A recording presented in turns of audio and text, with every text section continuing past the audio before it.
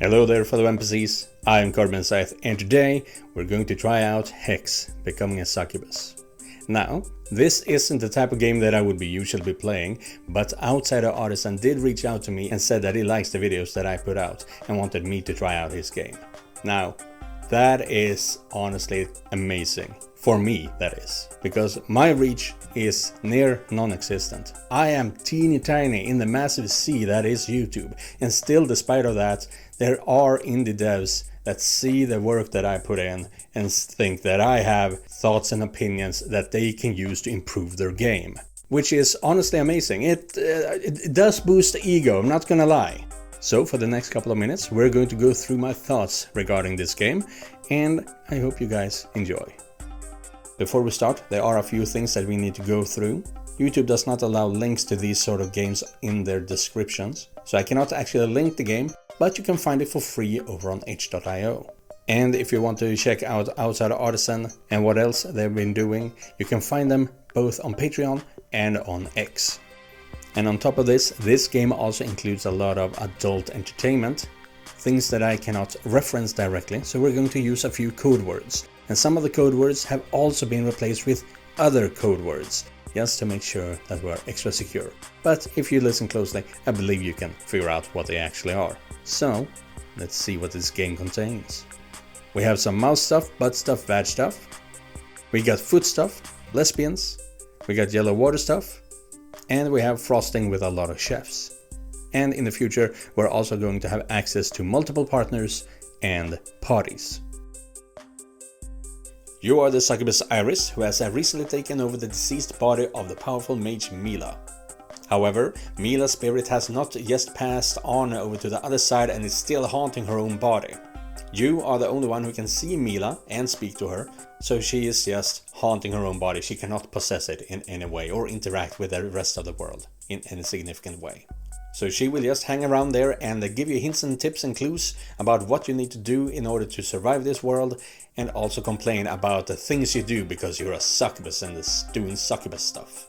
When a person's body is possessed by a demon, it is now considered a witch instead, and will be shunned by society and hunted by inquisitors, which are two very bad things.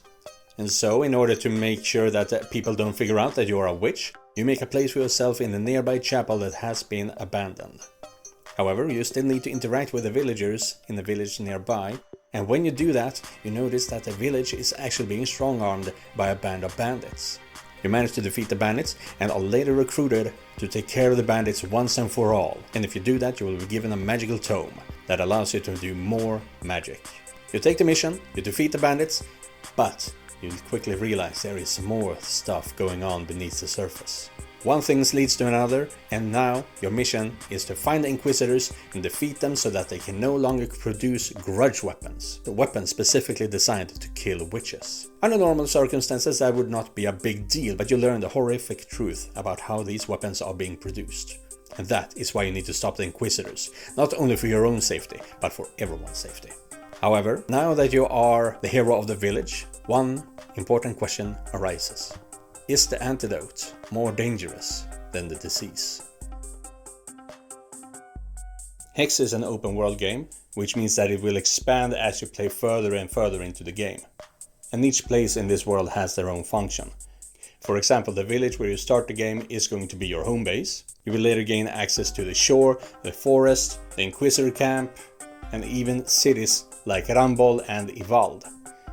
And these are not just placeholders. These cities do have a proper function in the game.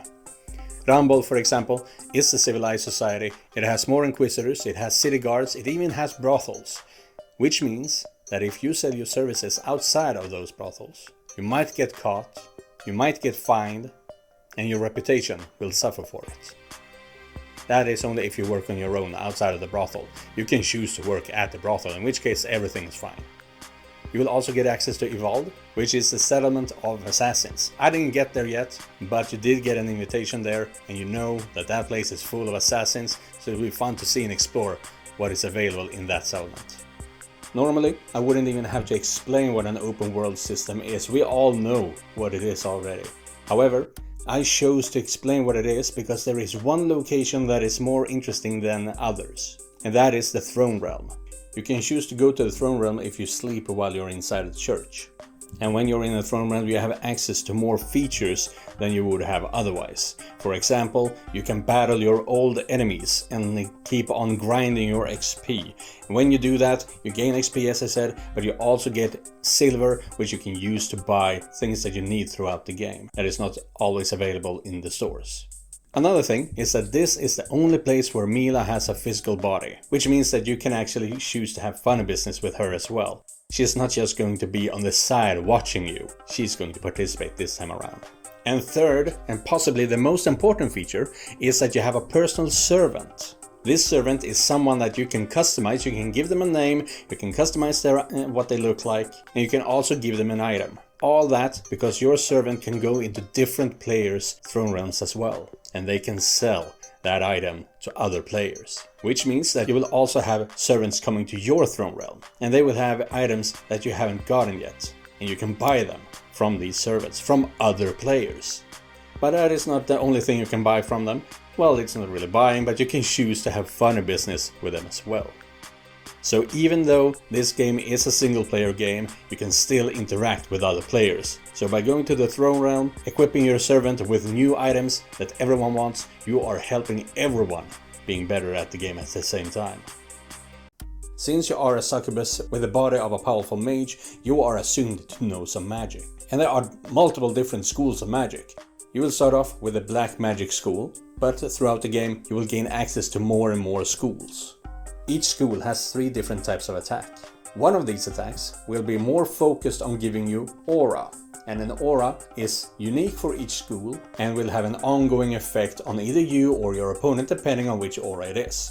For example, if we go back to the black magic school, we have the attack Lance, which will give the opponent Wounds aura, and the Wounds aura will continue to hurt the enemy even if you don't hurt that enemy in the next attack. These auras can also be stacked on top of each other, so the more you continue to use Lance, for example, the bigger the wound stack will become, which means you will continue to hurt your opponent even longer. But there is also one attack in each school that will use up the entire stack to have a bigger effect. And for the black magic school, that will be the attack Fang.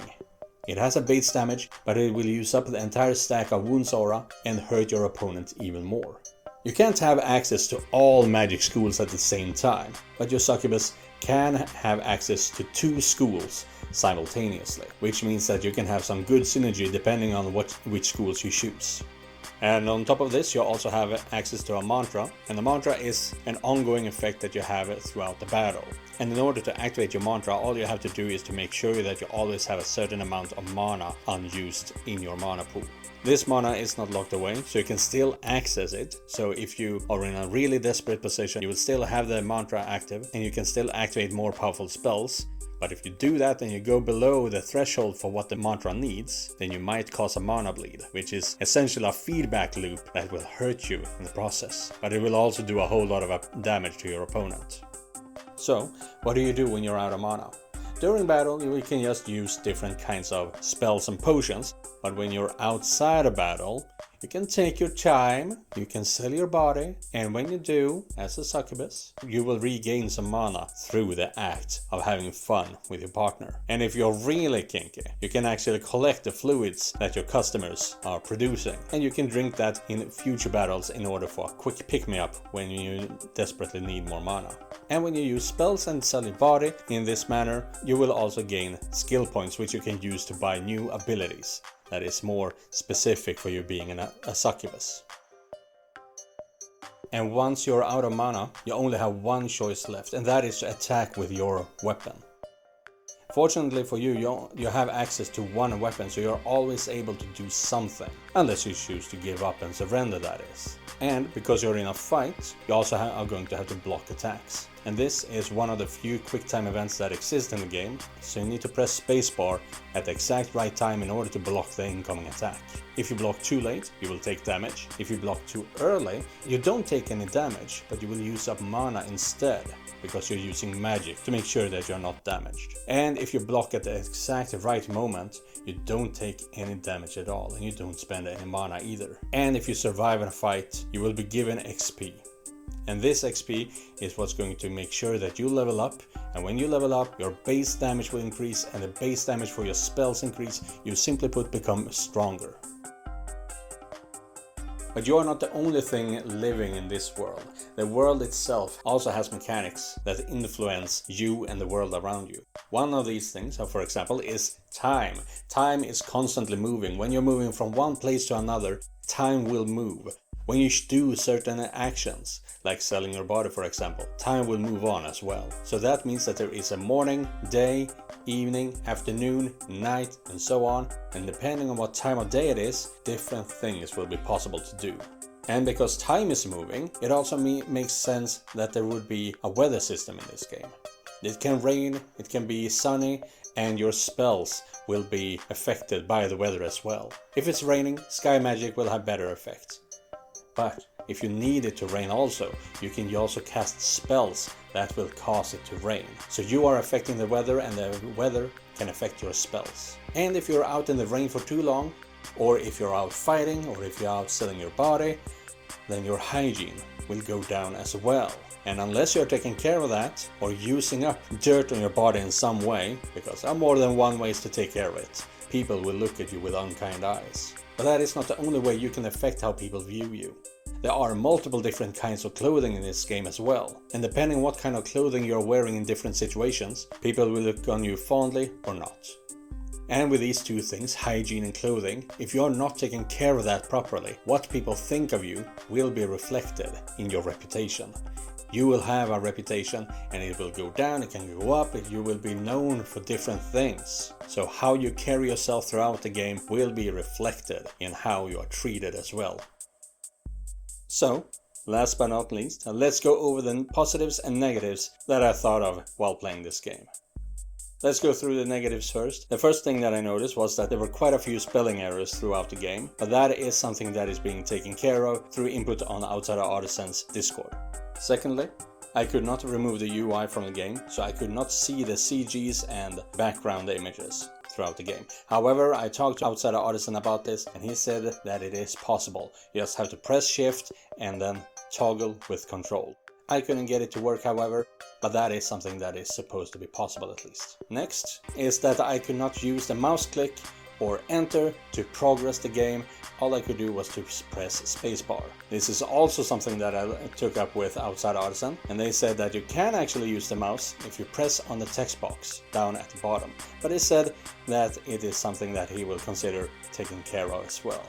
Next, it is the dialogue, and this is quite possibly just a me thing, but when I'm playing a game, I don't want the NPCs to use the shorthand words for the game mechanics.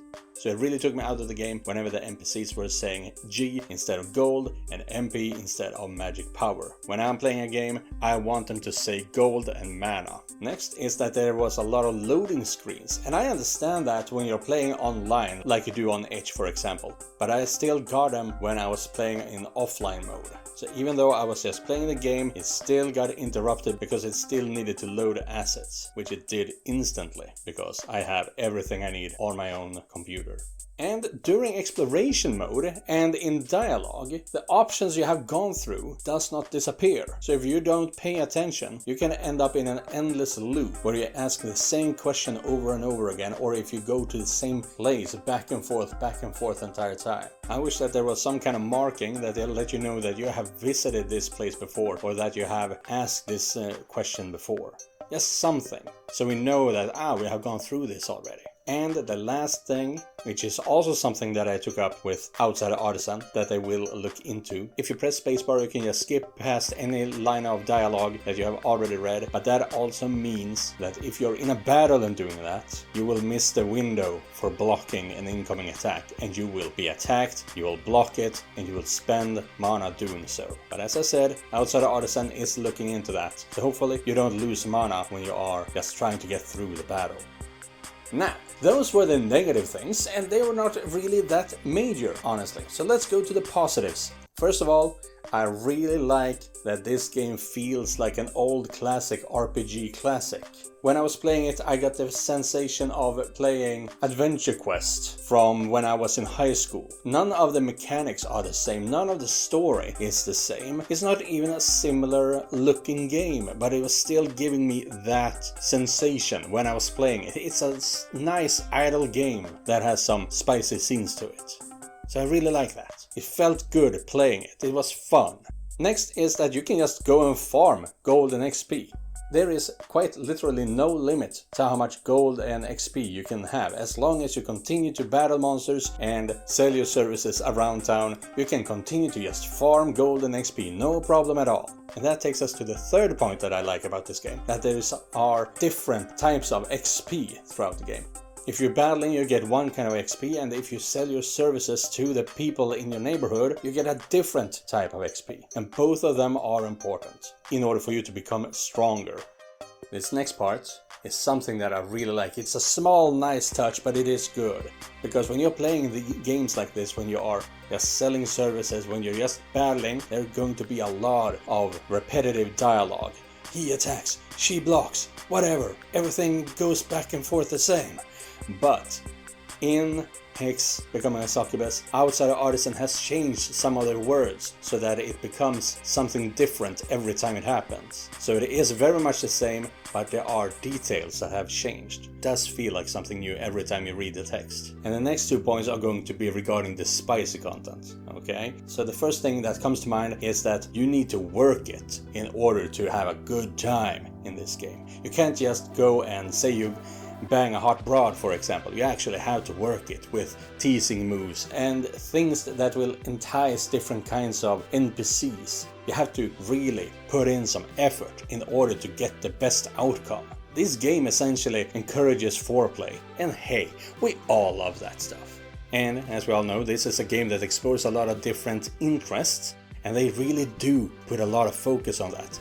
If you like foot stuff, awesome, you can go and do your stuff. If you enjoy taking off your clothes and taking a stroll through the town, you can do that. There's a lot of focus on the many different spicy things that you can do, and we all enjoy different things, so it's something for everyone out there. So in the end, do I like the game? Yes, I do. And here's the thing, this is a proper game with a big story arc when it comes to the Inquisitors and the grudge weapons, and if you enjoy a game with a lot of world building, then you are going to enjoy this. This game has so much lore, depending on who you're talking to, you will find out new things every time. And that is also something that I was happy about with this game. It is a proper RPG that is very customizable, since you can change your reputation, appearance, equipment and magic and things like that. So it is a proper game and not just a spank bank with a pretense of being a game. But let's be honest, we do love spank banks too. And I also think that this game holds a very good balance when it comes to the story, the RPG and the sex. It is not too much of any one thing. And then, if you're just here for the fun parts, as far as I can see, there is no limit to how much fun you can have.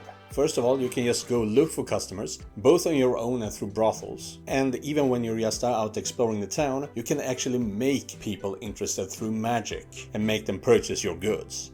The complaints that I did mention earlier are mainly minor errors, but the game itself holds a lot of potential. I really do like RPGs overall, and have for a long time tried to make my own TTRPG and also board games, but I've always given up because I thought it got too confusing and too convoluted, so I'm very happy to see that Hex managed to do that. It combines a lot of different things and still makes it very easy to play with. So yeah, I do like the game. And if you want to try it out, as I mentioned, you can find it on Itch, but considering what's been happening in the last few weeks, I'm not quite certain if you can actually find it on Itch right now. It might still be de-indexed, I don't know. So what I'm going to do is I'm going to leave a link to my card down in the description, because I can't link to the game directly myself. And from there, when you get to my card, you can find the link to Hex Become Succubus. And if you want to support Outsider Artisan, you can find them on Patreon with a silver tier and a gold tier as well. And the different tiers will give you access to the updates earlier, as well as some extra cosmetics. But yeah, that will be all for today's video. This is the first proper essay that I'm written, and I had to re-record this entire thing a couple of times, and that's why it's taken 2 months to make it, because I was never satisfied with how it came out. But I hope that you guys still enjoyed listening to me talk about it, and I will be seeing you guys in the next one. Goodbye, everyone.